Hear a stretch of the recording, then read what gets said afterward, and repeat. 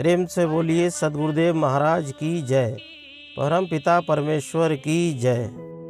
भगवत जिज्ञासु बंधुओं, आज हम तथाकथित कबीर पंथी गुरु रामपाल जी की परमात्मा संबंधी पाखंड पूर्ण अवधारणा की सच्चाई आपको बताने जा रहे हैं। साथियों, परमात्मा बनने की महत्वाकांक्षा में रामपाल जी ने परमात्मा के विषय में एक ऐसा मनगढ़ंत एवं काल्पनिक सिद्धांत अपने शिष्यों के सामने रखा जो किसी भी धर्मशास्त्र से मेल नहीं खाता है।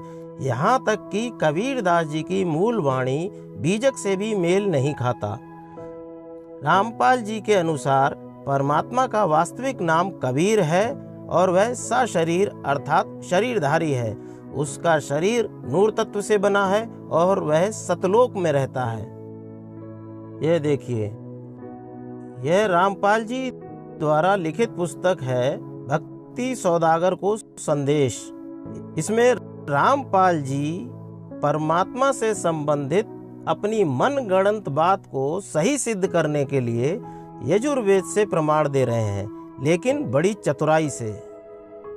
रामपाल जी ने पूरा मंत्र नहीं लिखा है, बल्कि मंत्र का केवल कुछ अंश लिखा है और उसका भी अर्थ गलत लिखा है।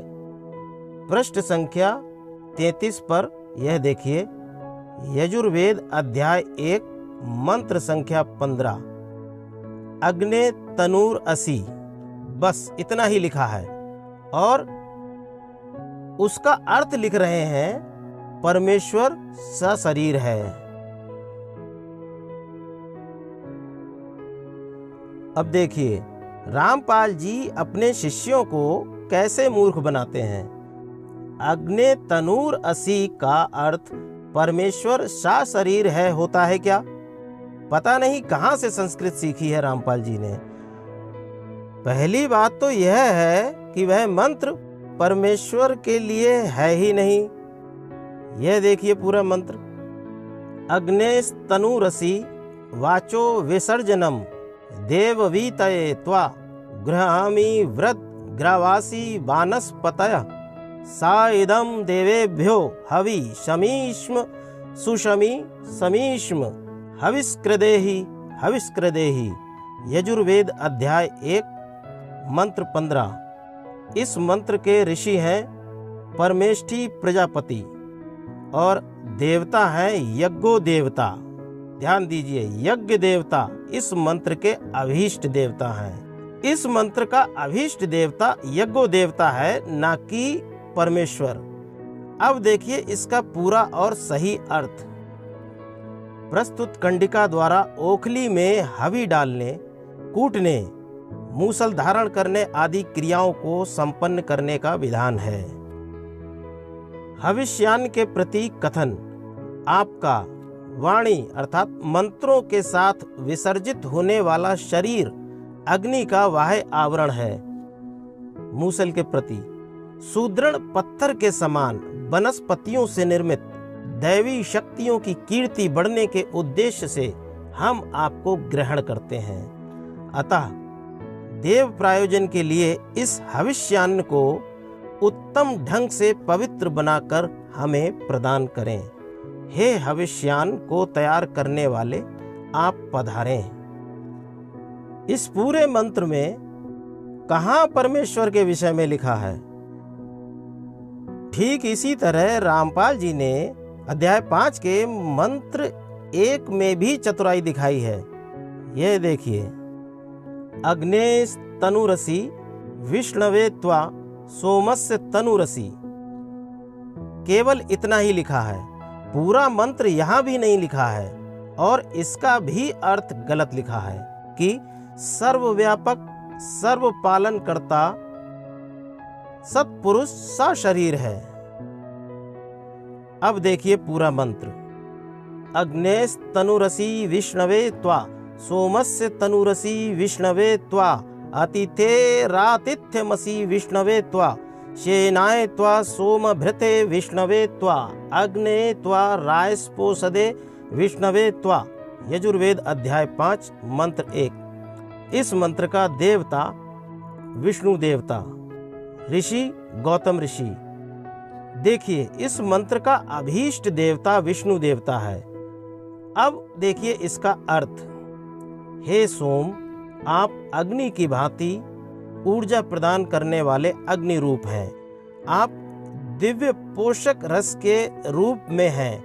आप यज्ञ में आए अतिथियों का यथोचित सत्कार करने वाले हैं। आप सोम लाने वाले शेन के समान हैं। धन ऐश्वर्य प्रदान कर संपूर्ण जगत के पोषक विष्णु देवता की तृप्ति के लिए हम आपको ग्रहण करते हैं।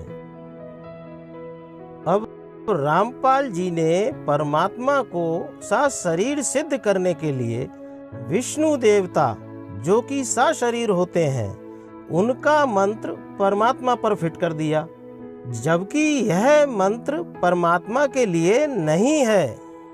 ठीक इसी तरह परमात्मा का नाम कबीर है, यह सिद्ध करने के लिए रामपाल जी ने धर्मशास्त्रों में जहाँ कहीं भी कबीर से मिलता जुलता शब्द जैसे कबीर, कवि, खबीरा इत्यादि देखा तो उसे प्रमाण के रूप में अपने शिष्यों के सामने पेश कर दिया, बिना यह सोचे समझे कि वह शब्द जहाँ लिखा है वहाँ किस संदर्भ में और किसके लिए लिखा है। यह देखिए, रामपाल जी यजुर्वेद अध्याय 40 के मंत्र 8 का केवल अपने अनुसार अर्थ लिख रहे हैं, मंत्र नहीं लिखा है, क्योंकि मंत्र लिखेंगे तो पकड़े जाएंगे। पूरे मंत्र में से रामपाल जी ने केवल कबीर मनीषी शब्द उठा लिया और उसका अर्थ लिख रहे हैं कि वह कबीर अर्थात कबीर है। अब देखिए पूरा मंत्र। यजुर्वेद अध्याय 40 मंत्र 8। इस मंत्र का देवता है आत्मा देवता, ऋषि दीर्घतमा ऋषि। अब देखिए इस मंत्र का अर्थ। वह सर्वव्यापी है, तेजस्वी है, वह देह रहित है। ध्यान दीजिए, वह देह रहित है, स्नायु रहित एवं छिद्र रहित है। वह शुद्ध और निष्पाप है। वह कवि अर्थात सर्वज्ञ, मनीषी अर्थात सभी जीवों के मन की वृत्तियों को जानने वाला, सर्वजयी और स्वयं ही उत्पन्न होने वाला है। उसने आदिकाल से ही सबके लिए यथा योग्य साधनों की व्यवस्था बनाई है। अब देखिए, पहली बात तो यह है कि इस मंत्र का अभीष्ट देवता आत्मा है, ना कि परमात्मा। इसलिए परमात्मा संबंधी प्रमाण के लिए इस मंत्र का प्रयोग हो ही नहीं सकता। रामपाल जी ने इस मंत्र को यहाँ प्रमाण के लिए प्रस्तुत किया है, जबकि इसी मंत्र में रामपाल जी की बात का खंडन हो रहा है। देखिए, इसमें लिखा है कि वह सर्वव्यापी है और देह रहित है, जबकि रामपाल जी का परमात्मा शरीरधारी है और वह सत्यलोक में रहता है।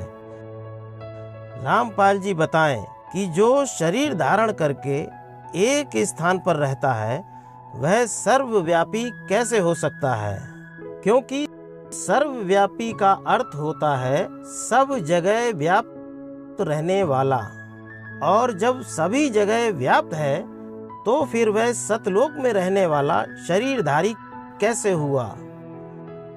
अब रही बात कबीर मनीषी का अर्थ कबीर होता है, तो रामपाल जी और उनके शिष्यों को चुनौती है कि वे संस्कृत के किसी भी शब्दकोश में ऐसा लिखा हुआ दिखा दें।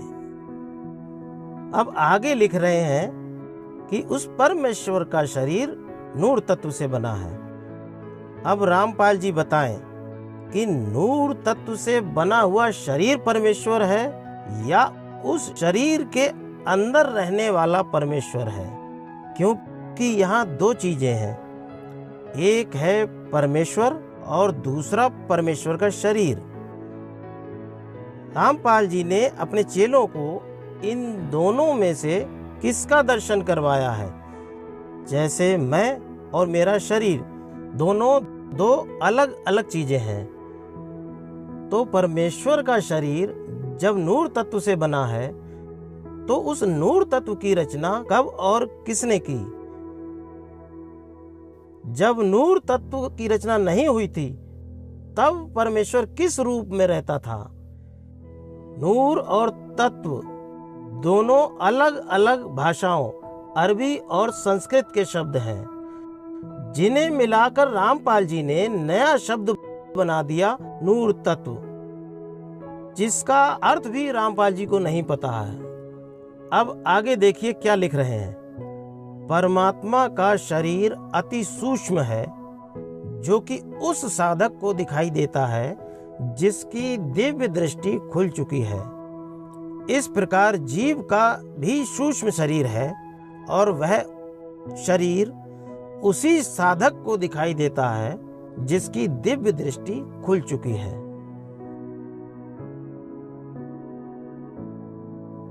इस बात से रामपाल जी की घोर अज्ञानता का प्रमाण मिलता है।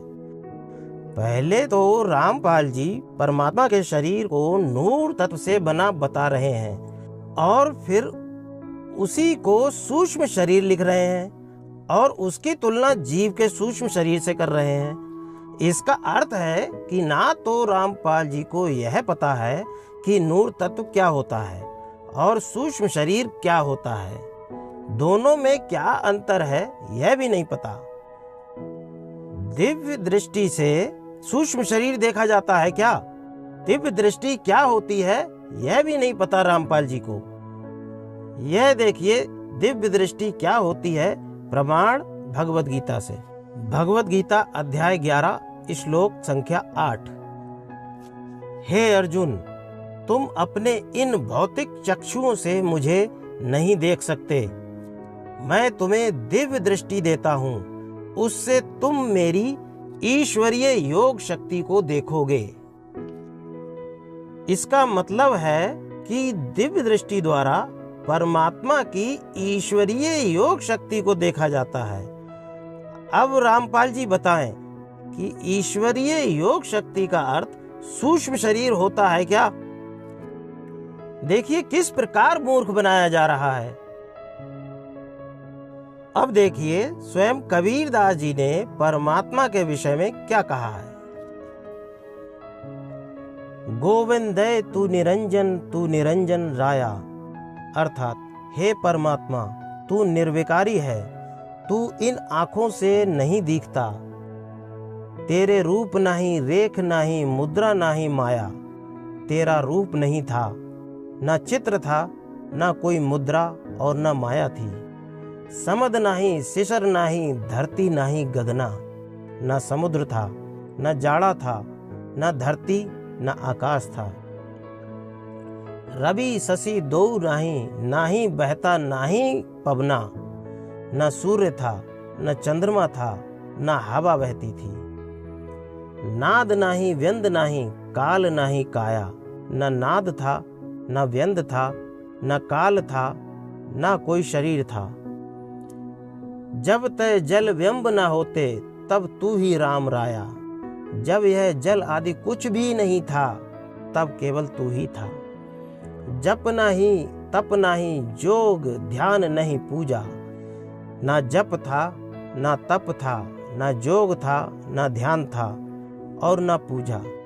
शिव नहीं शक्ति नहीं देव नहीं दूजा, ना शिव था ना शक्ति थी और ना कोई दूसरा देव था। ऋग ना जुग ना श्याम अथर्वन वेदन नहीं व्याकरणा, ना ये चारों युग थे, ना काला अर्थात अंधकार, ना अथर्ववेद आदि वेद थे, ना कोई व्याकरण थी। तेरी गति तू ही जाने कबीर तो शरणा, हे प्रभु तेरी गति तू ही जाने कबीर तो तेरी शरण में है, अर्थात कबीर तो स्वयं उस परमात्मा की शरण में है। इससे स्पष्ट है कि कबीर परमात्मा नहीं है। तो यह है परमात्मा के विषय में कबीरदास जी का मत। जो कि रामपाल जी के मत से बिल्कुल विपरीत है। वेद और भगवत गीता आदि किसी भी धर्मशास्त्र में कहीं भी नहीं लिखा है कि परमात्मा का नाम कबीर है और वह सशरीर है। रामपाल जी ने जबरदस्ती अर्थ का अनर्थ करके प्रमाणित करने की कोशिश की है। हमारी चुनौती है रामपाल जी और उनके शिष्यों को कि वे आमने सामने बैठकर इस विषय पर हमसे चर्चा करने के लिए तैयार हो जाएं। रामपाल जी का तथाकथित ज्ञान एकदम मनगढ़ंत, काल्पनिक एवं अवैज्ञानिक है। हम प्रमाणित करने के लिए तैयार हैं। अंत में हम सभी भगवत जिज्ञासु बंधुओं से यह कहना चाहते हैं कि परमात्मा के नाम पर आपके धन और धर्म भाव का शोषण करने वाले ऐसे तथाकथित गुरुओं से दूर रहें। इस वीडियो में अभी इतना ही। जय प्रभु सदानंद, जय श्री कृष्ण, जय श्री राम।